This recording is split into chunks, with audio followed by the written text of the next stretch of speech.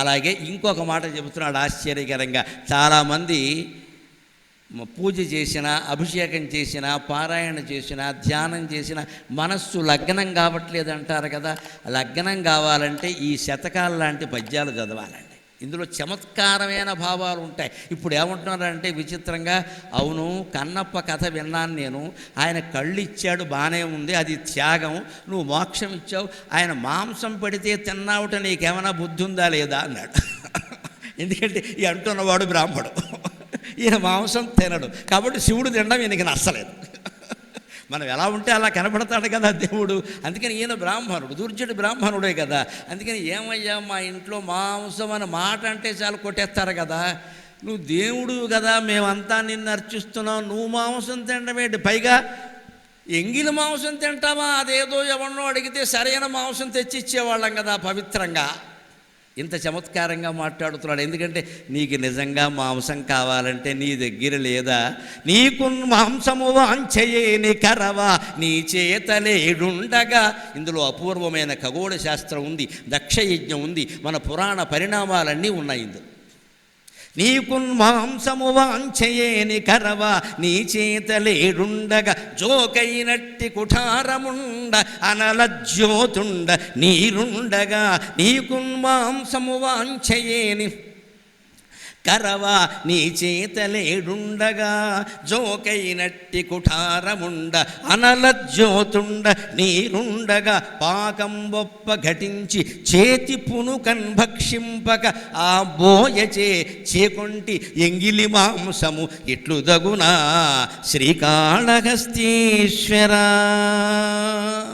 దీన్ని ఒక రకంగా ఆక్షేపణ అంటారు. ఆక్షేపించాలనుంది మీకు, ఆడపడుచుని, మరదల్ని, విజయంకుడిని, విజయపురాలని ఆక్షేపించకండి, దేవుణ్ణి ఆక్షేపించండి. వాళ్ళని తిట్టాలనుకున్న తిట్లని దేవుణ్ణి తిట్టండి. దెబ్బకి మీ ఆడపడుచు మారుతుంది, మరదలు మారుతుంది, అల్లుడు మారతాడు, విజయంకుడు మారతాడు, ప్రపంచమంతా మారుతుంది. భగవంతుడు తలుచుకుంటే మారిన వాడు లేడమ్మా, మనం ఎంత ప్రయత్నం చేసినా ఎవడు మారడు. ఆ కోపం వాడి దగ్గర వ్యక్తం చేయాలి. కాకపోతే ఒకటే, తలుపేసి చెడతేసేయాలి, ఎవరు ఫోన్ రికార్డింగ్ చేయకుండా చూసుకోవాలి, లేకపోతే ఇది వాళ్ళకి వెళ్ళిపోతుంది, గొడవ అయిపోతుంది. దేవుడి దగ్గర కూర్చున్నాను తిట్టావా అంటారు. మరి ఏం చేస్తాం, దుఃఖం భరించాలి కదా. బంధువుల్లోనే ఎవరో అవమానించారండి, ఎవరికి చెప్పుకుంటాం? వేరే బంధువుకి చెప్పామనుకో, వాడి మీద కొన్ని నేరాలు, వీడు కొన్ని నేరాలు చెబుతాడు, సమస్య పరిష్కారం కాదు. నిజంగా మనం ఏ తప్పు చేయకపోతే దగ్గర బంధువులే మన ఏదన్నా అంటే మనకు తిట్టాలనిపిస్తే పూజా మందిరంలో తలుపేసి దేవుణ్ణి తిడితే మంచిది. నన్ను ఏం చేశాను, నేను చేసిన తప్పేంటి, ఆవిడ వచ్చి నా ఇంటికి వచ్చి ఇలా అంది, నువ్వేం చేస్తున్నావు, నేను రోజు పూజ చేస్తుంటే చేయించుకుంటున్నావు, నైవేద్యం పెడుతుంటే తింటున్నావు, పూలు పెడితే ఇంకా పెట్టు అంటున్నావు, మరి నన్ను తిడితే నువ్వేం చేస్తున్నావు అన్న ధైర్యంగా భగవంతుడిని ప్రశ్నించండి అయ్యా, వెంటనే మీకు సమాధానం దొరుకుతుంది, వెంటనే మీకు సమాధానం. నమ్మకం నమ్మకం నమ్మకం, ఆ నమ్మకం ఉంది కాబట్టి దుర్జుడు ప్రశ్నిస్తున్నాడు. నీకు మాంసము వాంఛయేని కరవ. ఒకవేళ నీకు మాంసం తినాలనుంటే వాడెవడనో అడగడమేటయ్యా, నీ దగ్గర లేదా, నీ చేత లేడుండగా, శివుడి చేతిలో లేడుంటుంది, మృగధరగా అంటారు. శివుడు విగ్రహాన్ని మీరు పరిశీలించండి, లింగాన్ని కాదు విగ్రహాన్ని, ఈ చేతిలో లేడు ఉంటుంది. ఎందుకు ఉంటుంది? దక్షుడు యజ్ఞం చేసినప్పుడు శివుడు భార్య అయినటువంటి సతీదేవిని అవమానిస్తే వీరభద్రుని పంపించి ఆ యజ్ఞాన్ని ధ్వంసం చేశాడు. అప్పుడు ఆ యజ్ఞం మొత్తం శివుడు ధాటికి తట్టుకోలేక మృగరూపం ధరించి పారిపోయింది. శివుడు దాని మీద గొడ్డలు విసిరాడు, పరశువు. అప్పుడు ఆ మృగశిరస్సు తెగింది. అప్పుడే మృగశిర అనే నక్షత్రం ఏర్పడింది. అది ఖగోళ శాస్త్రం, అది ఖగోళ శాస్త్రం. This is Indian science. వీటిని పురాణాలు అంటారు ఏమిటండి అర్థం? ఇప్పుడు మార్గశిర మాసంలో ఉన్నాం. ఈ మాసంలో మొన్న పూర్ణిమ నాడు ఏ నక్షత్రం ఉంది? మృగశిర నక్షత్రం ఉంటుంది. శాస్త్రీయమైన పంచాంగం మనది, దిక్కుమాలిన ఇంగ్లీషు పంచాంగం కాదు. వాళ్ళు నెలలకి పేర్లు పెట్టారు. ఏమిటా? జూలై, ఎవడో జూలియస్ సీజర్ అని ఒక వెధవ, వాడు పేరెట్టారు. అగస్టస్ అని వాడు ప్రియురాలు, వాడు పేరెట్టారు. రాజుల పేర్లు, వాళ్ళ భార్యల పేర్లు, వాళ్ళు ఉంచుకున్న వాళ్ళ పేర్లు పెట్టిన దిక్కుమాలిన పంచాంగాలమ్మ. నా హిందూ పంచాంగం, నా భారతీయ పంచాంగం, నా తెలుగు పంచాంగం ఏ వ్యక్తికి ప్రాధాన్యం ఇవ్వలేదు, కేవలం విజ్ఞానానికి తప్ప. That is Indian calendar. ఖచ్చితంగా మార్గశిర మాసం అంటే పూర్ణిమ నాడు మృగశిర నక్షత్రం ఉంటుంది.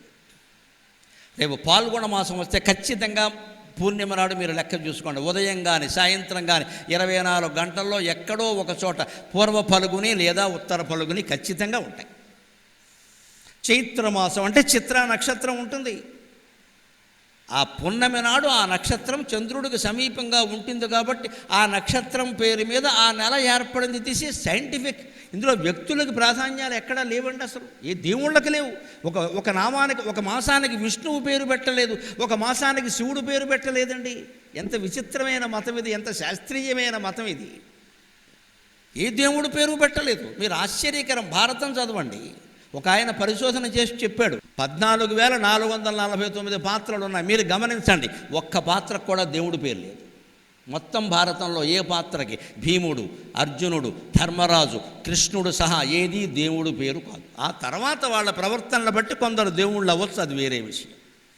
నల్లగా ఉండబట్టే కృష్ణ అన్నారు. వసుదేవుని కుమారుడు కాబట్టి వాసుదేవుడు అన్నారు. మంచి భయంకరంగా ఉన్నాడు చిన్నప్పటి నుంచే కాబట్టి భీముడు అని పేరెట్టారు. ధర్ముని సంతానం కాబట్టి ధర్మరాజు అని పెట్టారు. అర్జున వృక్షంలా తెల్ల మద్ది చెట్టులా ఎత్తుగా పొడుగ్గా ఉంటాడు కాబట్టి అర్జున అని పెట్టారు. ఆ పేర్లు పెట్టడంలో ఉద్దేశం దేవుడి పేరు లేదండి. శాస్త్రీయంగా క్షత్రియుల పిల్లలకి, అన్ని కులాల పిల్లలకి వాళ్ళ వృత్తి ధర్మాలను బట్టి ఏ పేరు పెడితే సరిపోతుందో ఆ పేరు పెట్టారు. కానీ 14,449 పేర్లలో ఒక్క పేరు కూడా దేవుడి పేరు పెట్టలేదు. నీ జీవితం ముఖ్యం, నీకు దేవుడి కంటే జీవితం గురించి ఆలోచించి దేవుడు అర్థమవుతాడు ఖచ్చితంగా. అందుకని మనస్సు లగ్నం కావాలంటే ఎప్పుడు దేవుడితో మాట్లాడాలి. ఆయన మాట్లాడుతున్నాడు, ఏమయ్యా నీకు మాంసమే కావాలి అంటే నీ చేతిలో లేడుంది కదా, మృగశిర ఖగోళ శాస్త్రం పక్కనట్టండి, ఇదో పురాణ కథ సార్. నీ చేతిలో మరి లేడుందయ్యా, దాన్ని నరకడానికి కత్తి కావాలి కదా, జోకైనట్టి కుఠారముండా, చేతిలో గొడ్డలుందిగా, ఆ గొడ్డలనే కదా దక్షయజ్ఞంలో ప్రయోగించినప్పుడు ఏమైంది, మృగం శిరస్సు తెగింది, మృగం వేరైంది, శిరస్సు వేరైంది. అందుకే నక్షత్రం పేరు మృగశిర, మృగం కాదు. అప్పటి నుంచి మొత్తం నక్షత్ర ప్రణాళిక మారిపోయింది. వేరే రాశిలో ఉండేటువంటి మృగశిర వేరే రాశిలోకి వచ్చేసింది నక్షత్ర ప్రణాళిక. అంతకుముందు రాశులు 9 ఉండేవి దక్షయజ్ఞం జరగకముందు. దక్షయజ్ఞం జరిగాక 12 రాశులు అయ్యాయి. ఇదంతా జ్యోతిష్ శాస్త్రం, ఖగోళ శాస్త్రం. తజ్ఞులు ఉన్నప్పుడు ఆ విషయాలు మనం వివరంగా మాట్లాడుకుంటాం, ఇక్కడ అనవసరం. మొత్తం మీద నీ చేతిలో లేడుంది కదా, నువ్వే గొడ్డలు ఉపయోగించావు. ఇంకోటి శివుడి చేతిలో ఉన్న గొడ్డలు ఉంటుంది, మీరు గమనించండి. అది పూర్తి గొడ్డలు ఉండదు, సగం తెగిపోయి ఉంటుంది. ఎందుకంటే ఆ విసిరినప్పుడు ఆ గొడ్డలి మొక్క, ఇనప మొక్క దాని మీద పడింది, ఆ చేతిలో మిగిలింది ఉండిపోయి. అందుకే ఖండపరశుహు అంటారు ఆయన. ఇక్కడ ఈ ఒక్క నామంలో తేడా లేదమ్మా. అన్నిటి వెనకాల ఖగోళ శాస్త్రాలు, పౌరాణిక కథలు ఉన్నాయి. అష్టోత్తరం, సహస్రం ఏం చదివినా భక్తితో చదవండి, శ్రద్ధగా చదవండి, టెక్నికల్గా చదవకండి, అయిపోవడం కోసం చూడకండి, అర్థం కావడం కోసం ప్రయత్నించండి. మీరు మధ్యలో ఆపేసినా పర్వాలేదు, అర్థం చేసుకుందుకు ప్రయత్నించండి. కంఠపరశువు, సగం విరిగిన గొడ్డలి, అది అప్పుడే విరిగింది, ఆయన అలాగే ధరించాడు. నేను దెబ్బ కొట్టానన్న గుర్తుగా నా దగ్గర ఒకటి ఉండాలి కదా అని ధరించాడు. అందుకే కంఠపరశువు అన్న. సుధన్వాఖండ పరశుహు దారుణో ద్రవిణ ప్రద, విష్ణుమూర్తి నామాల్లో కూడా ఉంటుంది. అలాగే నీ చేతిలో లేడుంది, గొడ్డలుంది కదా, దాంతో దీన్ని కొట్టుకోవచ్చు కదా. అప్పుడు కూడా శివుడు అన్నట్ట, బాగుందయ్యా, ఏమిటో నాకు ఉపాయం తోచలేదు, అనవసరంగా కన్నప్ప మాంసం పెడితే తినేసాను, ఏమిటో తోచ. కానీ అప్పుడు వెంటనే అనుమానం వచ్చింది, అవును ఈ మాంసం వండుకోవాలి కదా, అంటే అగ్ని ఉండాలి కదా. అనలజ్యోతుండ, నీ నుదుటి మీద పాలనేత్రం ఉంది కదా, అది అగ్నే కదా, దాని మీద కొండ పెడితే అయిపోయే. అదేమిటయ్యా, మాంసం ఉడుకుతుంటే కాస్త నీళ్లు పోయాలి కదా, నెత్తి మీద గంగ ఉంది కదయ్యా, గంగాతరంగా అన్నారు కదా, గంగ ఉంది కదా, ఈ నీళ్ళు అందులో పోస్తే అయిపోయాయి. ఏడి నీ చేతిలో ఉంది, గొడ్డలు నీ చేతిలో ఉంది, వండుకుందుకు అగ్ని నీ నుదుటి మీద ఉంది, పొయ్యడానికి నీళ్లు నీ నెత్తి మీద ఉన్నాయి. అన్నీ అన్నాకి శివుడు అన్నట్టు సరదా కదా, భక్తుడితో ఆడుకుందామని. గిన్నె లేదయ్యా, no dining table and plate, మరి తినాలంటే ఉండాలి కదా. పళ్ళెం లేదయ్యా, అదేమిటిది, చేతి పునుకన్ భక్షింపగా బ్రహ్మకపాలన్నీ చేతిలో ఉంది కదయ్యా, అందులో పెట్టుకుని తినచ్చు కదయ్యా.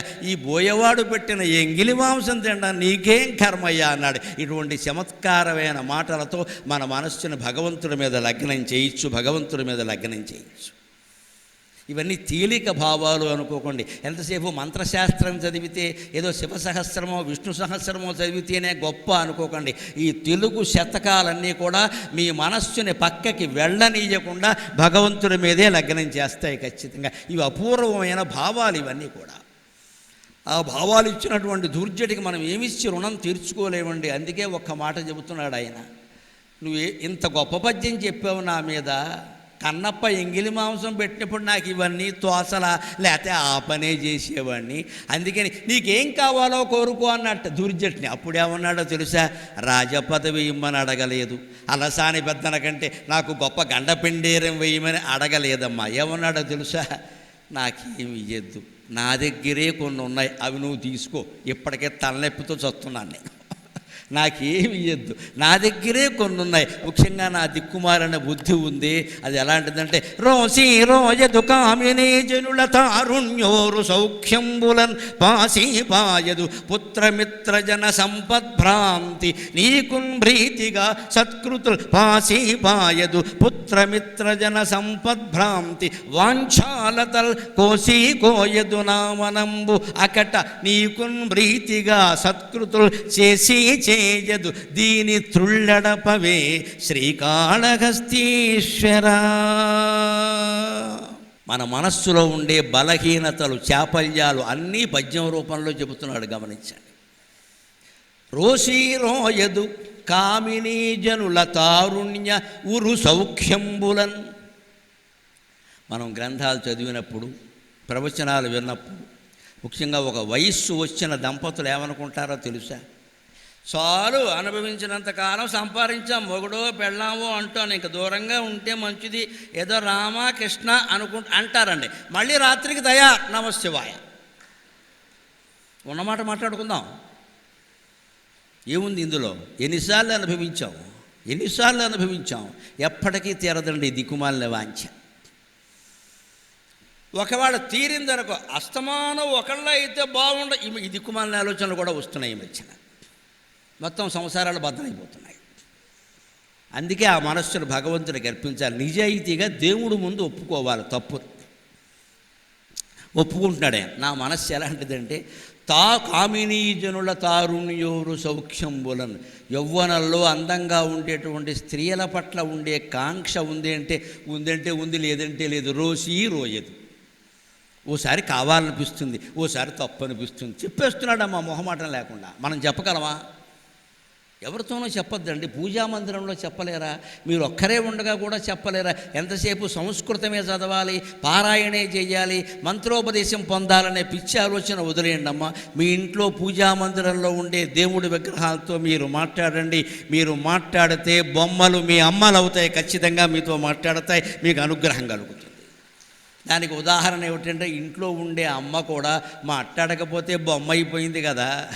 ఇంట్లో మన అమ్మ ఉందండి, మన నాన్నగారు ఉన్నారు, మాట్లాడకపోతే ఏమవుతారు? మేము బొమ్మలం అయిపోయాం, ఎవరో మాట్లాడట్లేదు ఇక్కడ అనుకుంటారు కదా. మరి మాట్లాడినప్పుడు అమ్మ బొమ్మ అవ్వడం నిజమైతే, మాట్లాడితే బొమ్మ అమ్మ అవుతుంది కదండి. ఈ తర్కం నిజమైతే ఆ తర్కము నిజమే. మన భక్తులు, మన ఋషులు, మన కవులు భగవంతుడితో మాట్లాడారు. ఆ మాటలే ఇవన్నీ. నా మనస్సే నీకు అర్పిస్తానయ్యా, చచ్చిపోతున్నాను దీంతో పడలేక. దీనికి కామసుఖం కావాలంటే ఓసారి కావాలంటుంది, ఓసారి పరమవైరాగ్యంతో మాట్లాడుతుంది. ఏం చెప్పాలి? అంతేకాదు, పాశీబాయదు పుత్రమిత్ర జన సంపద్భ్రాంతి. పుత్రుల మీద, పుత్రికల మీద, మిత్రుల మీద, ఇతర బంధువుల మీద, సంపదల మీద కాంక్ష ఉందా అంటే ఉంది, లేదంటే లేదు. ఒక్కోసారి ఇలాంటివన్నీ విన్నప్పుడు దీన్ని ఏమంటారు? పురాణ వైరాగ్యం అంటారు. ఏ ఉంది నిజంగా, కొడుకు అంత ఇచ్చాం, వాడు ఏం చేశాడు మనకి అని భార్యాభర్త ఇద్దరు కూర్చొని మాట్లాడుకుంటారు. మళ్ళీ ఒక 24 గంటలు గడిచేసరికి, ఏమిటో అబ్బాయి ఫోనే చేయలేదు, మరి నీకు ఎందుకే గొడవ? ఇప్పుడు కొడుకు అంత ఇచ్చాం, ఏం చేశాడని నువ్వే అంటున్నావు, మళ్ళీ వాడు ఫోన్ చేయలేదని బాధపడుతున్నావు. ఇదే మానవ బలహీనత. అంచేత పుత్రులు, మిత్రులు, పుత్రికలు, బంధువులు, సంపదలు, వీటి మీద మనకి వాంఛ ఉందంటే ఉంది, లేదంటే లేదు. ఇటువంటివి విన్నప్పుడు ఎందుకు ఇవన్నీ అనిపిస్తుంది. మళ్ళీ ఇక్కడి నుంచి వెళ్ళగానే, నేను లేవగానే ఒకసారి దులుపుతాను కదా, పంచకేమన్నా అంటుకుందేమో అని మీరు దులిపేస్తారు, గొడవ లేదు, అయిపోయింది. వెళ్ళిపోతుంటే ఎవరో స్కూటర్ ఎక్కి వెళ్ళిపోతారు, భార్యాభర్తను. ఆవిడ అంటుంది, పాపం గరికపాటి వారు ఎంత బాగా చెప్పారో, 3 రోజులేటి ఇటువంటివి 30 రోజులు పెట్టాలి, నీ సొమ్మేం పోయింది, నువ్వు ఇచ్చుకో తెలుస్తుంది అంటావు. ఆ భర్త ఏమంటాడు? ఒక కిక్కు కొట్టి, నువ్వు ఊరికో మాట్లాడకుండా, సరే అన్న వద్దా, ఊరికి ఇంట్లో ఉండమంటే ఉండవు, చంపేస్తావు పట్టుకుని ఇక్కడ అంటే. మొత్తం నేను చెప్పిన 2 గంటల ప్రసంగం ఒక కిక్కుతో పోగొట్టిన ఆ మగమహారాజుకి నమస్కారం, ఆ పురుషోత్తముడికి నమస్కారం. మొత్తం పోయింది. ఊరుగా మాట్లాడకుండా ఊరికే తయారవుతావు బ్రద్దానికి ఇక్కడ. అలా చెప్పినందుకు ఆయనకి చాలా ఇస్తారు. నీకేమి ఇస్తారు, నాకేమి ఇస్తారు ఇక్కడ అంటే ఆ ఇచ్చేదానికోసం వస్తామా? నేను మొహమాటం లేకుండా చెబుతున్నానండి. ఆ ఇచ్చేది నాకు హైదరాబాదులో కూడా ఇస్తారు. నా ఇంట్లో నేనున్నా నాకు వస్తాయమ్మా, మాకు యూట్యూబ్ అన్నీ ఉన్నాయి, ఇబ్బంది ఏం లేదు ఇక్కడ. కానీ ఈ సంస్థ అన్నా, చిత్తూరు ప్రజలన్నా నాకు ఒక ప్రత్యేకమైన అభిమానం. అందుకే వారు అడగగానే నేను కాదని అనలేదు, యాతనైనా వచ్చాను. ఎందుకంటే చాలామంది వస్తారు, చాలా శ్రద్ధగా వింటారు. విషయం తెలిసిన వాళ్ళు వస్తారు, అజ్ఞానులు కాదు. కొంత చదివిన వాళ్ళు వస్తారు, కొంతమంది అయినా నాకు తెలుసు. అటువంటి ప్రజలు వింటున్నారంటే నాకు కష్టపడడం చాలా ఆనందంగా ఉంటుంది. అన్ని చోట్ల అలా ఉండలేము.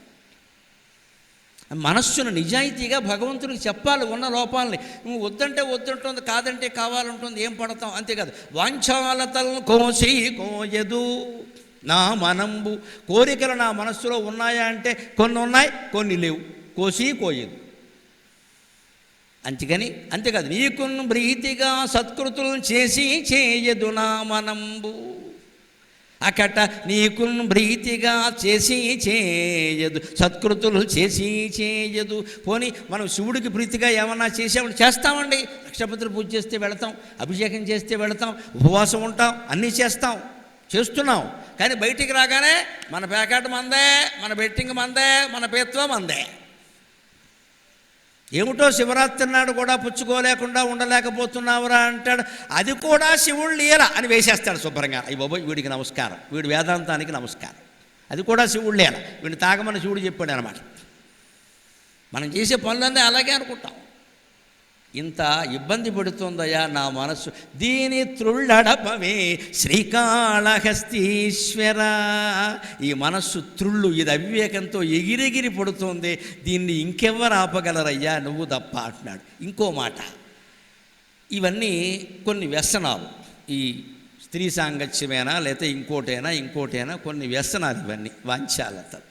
ఏ వ్యసనాలు లేనంత మాత్రాన్ని అంతా సత్యమే మాట్లాడిన వాడైనా సరే, నియమనిష్టలు కలిగిన వాడైనా సరే, జీవితాన్ని కేవలం సత్ప్రవర్తనతో గడిపినంతలో సరిపోదండి. అంతిమంగా పొందవలసిన ఆత్మజ్ఞానం పొందాలి. పొందకపోతే ఈ సత్ప్రవర్తన, ఈ జీవితం కూడా దండగే. కొందరికి అనుమానం ఉంటుంది, మేము మంచివాళ్ళమండి, మేము పరోపకారం చేస్తాం, దాన ధర్మాలు కూడా చేస్తాం, అన్నీ బాగానే ఉన్నాయండి, నా భార్య, నేను, పిల్లలు అంతా బాగానే ఉన్నామండి, అంత స్వార్థపరులం కాదు, మా సొమ్ములు మేము కాపాడుకున్నాం, ఎవరాస్తి మేము మింగలేదు, ధర్మంగానే జీవిస్తున్నాం. కానీ మాకెందుకో భగవంతుడి మీద నమ్మకం లేదండి, దీనివల్ల ఏమైనా నష్టమా అంటారు. పెద్ద నష్టం ఉంది ఖచ్చితంగా. నువ్వు ఎంత మంచివాడివైనా, ఎన్ని దాన ధర్మాలు చేసినా, ఎంత సంస్కారంతో జీవించినా, అంతిమంగా భగవద్విశ్వాసం లేకపోతే నీకు ఉత్తమ జన్మ రావచ్చు, పుణ్యలోకాలు రావచ్చు, కానీ మోక్షం మాత్రం రాదు, జ్ఞానం మాత్రం రాదు. ఖచ్చితంగా ఆ విశ్వాసం ఉండవలసిందే. దాన్ని ఎలా చెబుతున్నంటే, ఎన్నేళ్ళుండుదును ఏమి గందును, ఇక నేనెవ్వారి రక్షించెదన్, నిన్నేనిష్ట భజించెదన్, నిరుపమోన్నిద్రా ప్రమోదంబు నాకెన్నండబ్బెడు ఎంతకాలము, ఇక నేనెట్లున్ననేమయ్యడిన్, చిన్నంబుచ్చక నన్ను నేలుకొనవే శ్రీకాళహస్తీశ్వర. మంచి వాళ్ళకు కూడా మేము ధర్మంగానే ఉంటున్నాం, మేము నియమనిష్టలతో ఉంటున్నాము, ఎవరికి అయినా సరే నీకు భక్తి జ్ఞాన వైరాగ్యాలు లేకపోతే జీవితం దండగా. ఎందుకని? ఇది సత్వగుణం అంటారు. మనం మంచిగా ఉండడం, సత్యమే మాట్లాడడం, ధర్మానికి కట్టుబడి ఉండడం, ఇటువంటి మాటలన్నీ వినడం, జీవితంలో అనుసరించడం, దీన్ని ఏమంటారు? సత్వగుణం అంటారు. మనిషి సత్వగుణానికి కూడా అతీతంగా ఎదగాలి. తమోగుణం ఎలాగూ ప్రమాదం, రజోగుణం కూడా చాలా ఇబ్బంది. సత్వగుణం వల్ల ప్రమాదం లేదు, కానీ అందులో 2 ఇబ్బందులు ఉన్నాయి. ఒకటి చాదస్తం, 2 అహంకారం. మనం ధర్మంగా ఉండి సత్యంతో ఉంటే ఏముంటుందో తెలుసా? మీకు తెలియదు. భారతంలో విచిత్రమైన పాత్ర ధర్మరాజు.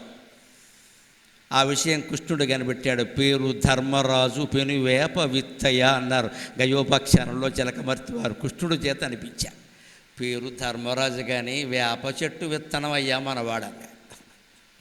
పైకి కనపడ్డాం. ధర్మరాజుగా లోపల అహంకారం ఏమిటో తెలుసా? నాకు మళ్ళీ సత్యానికి ధర్మానికి కట్టుబడినవాడు అసలు ఎవడైనా ఉన్నాడా అని అరణ్య పర్వంలో బృహదస్వ మహర్షిని అడిగాడు. ఆయన ఒకసారి నవ్వుకున్నాడు, నీకు ఇంత అహంకారం ఉందా? నాకు మళ్ళీ ఎవరికి ఏ అన్యాయము చెయ్యకుండా అన్యాయానికి గురైన వాడు ఎవరైనా నోరు మూసుకో సన్నాసి రామచంద్రమూర్తి సంగతి ఏమిటని రామాయణం చెప్పాడు మొత్తం ఆయన. ధర్మరాజు ప్రశ్నండి, ఒక్కొక్కళ్ళు కనపడిన అహంకారం ఉంటుందమ్మా, సాత్విక అహంకారం అంటారు దీన్ని. ధర్మంగానే ఉంటాడు కానీ నా అంత ధర్మాత్ముడు లేడంటాడు. సత్యం మాట్లాడతాడు కానీ నేను జీవితంలో అబద్ధం వాడు ఎవడు చెప్పానండి, నేను ఊరుకో మాట్లాడక, ఆ గొప్పలు ఎందుకు చెబుతున్నావు? దాన ధర్మాలు చేస్తాడు, పట్టికంతా చెబుతాడు, ఇక్కడ గుళ్ళు కట్టిస్తాడు, ఇదంతా నేనే కట్టించానంటాడు వచ్చిన వాడికల్లా. ఆ విషయం దేవుడికి తెలుసు, నువ్వు చెప్పకల్లా. చెబుతున్నావంటే అహంకారం వచ్చేస్తుంది. నేను నాది అనేది ప్రవేశించిందంటే ఈ గుళ్ళు కట్టించడం, గోపురాలు కట్టించడం, సత్యానికి ధర్మానికి కట్టుబడి ఉండడం వల్ల వచ్చే జన్మలో నీకు ఒక రమణ మహర్షి లాంటి జన్మ ఏదో రావచ్చు, మహా అయితే వస్తే, కానీ మోక్షం మాత్రం రాదు. మళ్ళీ అప్పుడు ఆయన బతికినట్టుగా 70 ఏళ్ళు బతికి మోక్షం పొందాల్సింది. ఏమో అప్పుడు ఏమవుతుందో. ఆయన రమణ మహర్షి, మనం రమణీయ మహర్షులం అయ్యే, మనకెక్కడ కుదురుతుంది ఇక్కడ? మనకు వచ్చే జన్మ అంటూ వస్తే మనం ఏమవుతామో, ఈ జన్మలోనే ఇలా ఉన్నాం ఇక్కడ. ఆయన కాబట్టి ఉన్నాడు, మనం ఉంటాం ఏంటి? అంచేది వచ్చే జన్మ వరకు ఆగకూడదండి, అది తాత్పర్యం ఇది. అందుకని మంచివాళ్ళు కూడా ప్రయత్నం. అందుకే ధర్మరాజుకి అంటే బృహదస్వ మహర్షిని అడగానే, ఏం మాట్లాడుతున్నావయ్యా, నువ్వు ఎవరికీ అన్యాయం చేయలేదా?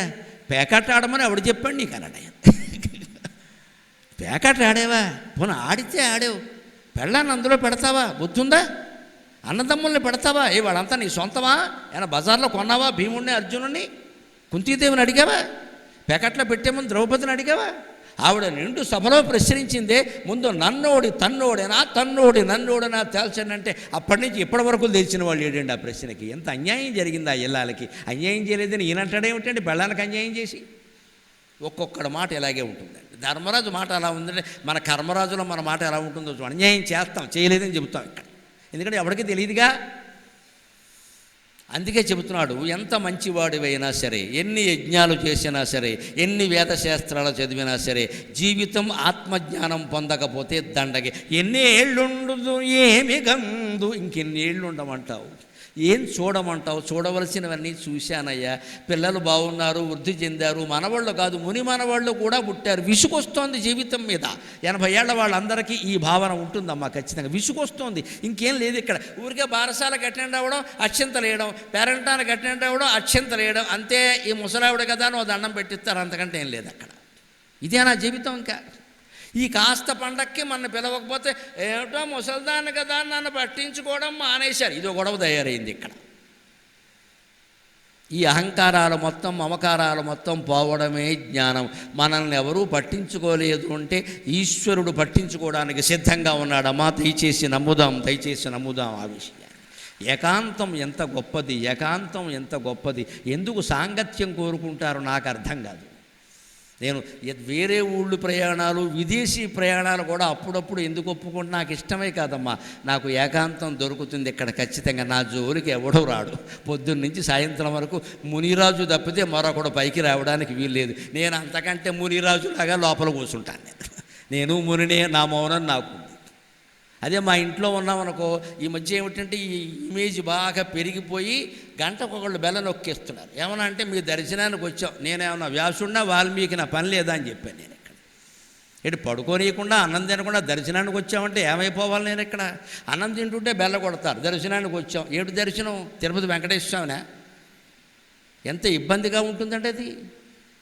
ఆ ఏకాంతంలో హాయిని పొందడానికే నేను దూర ప్రాంతాలు ప్రయాణాలు చేస్తా. ఇక్కడ ఉంటే గొడవలేదు. మహా అయితే ఆవిడ వస్తుంది, ఆవిడ ఎప్పుడూ నన్ను ఇబ్బంది పెట్టదు. ఆవిడ పుస్తకం ఆవిడ చదువుకుంటుంది, నా పుస్తకం, నా ధ్యానం నేను చేసుకుంటా. ఇంకెవరూ రావడానికి అవకాశం లేదే, అయిపోయింది.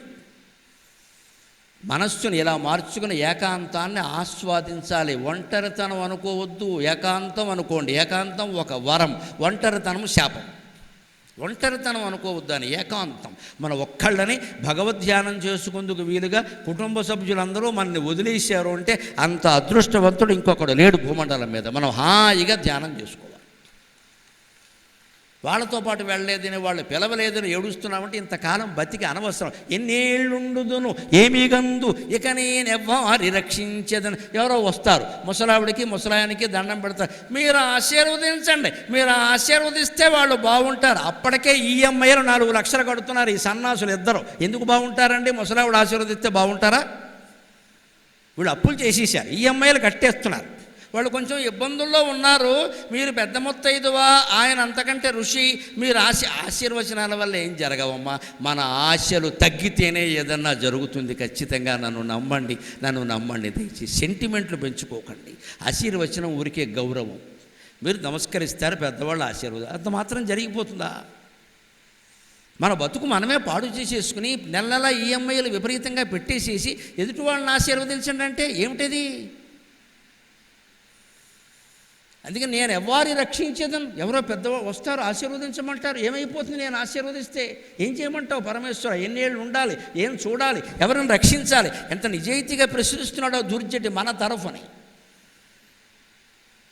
ఏమి గందుని కనేరెవ్వారి రక్షించదన్ నిన్నే నిష్ఠ భజించదన్. నిన్ను ఏ రకమైన నిష్ఠతో భజించాలో కూడా నాకు అర్థం కావట్లా. పైగా ఇవాళ చూడండి, టీవీలు వచ్చాక కాదమ్మా, యూట్యూబులు వచ్చాక ఆధ్యాత్మికంగా కూడా వెర్రివెధవలను చేసేస్తున్నారు అందరినీ కూడా. ప్రతివాడు ఒకడు తయారవుతాడు, ఒకడు గడ్డం పెంచుతాడు, ఒకడు గడ్డం తీసేస్తాడు, ఒకడు కాషాయం కడతాడు, ఒకడు ఆకుపచ్చ బట్ట కడతాడు, కొత్త రకం ఉపదేశాలన్నీ చేస్తాడు. మా దగ్గరికి రండి, మేము ధ్యానం చేయిస్తాం. వాడు బాగుపడతాడమ్మా, మనం బాగుపడం ఖచ్చితంగా. మన చేతి ధ్యానం చేయించడానికి వాడేవాడండి, మనం చేయలేమండి ధ్యానం.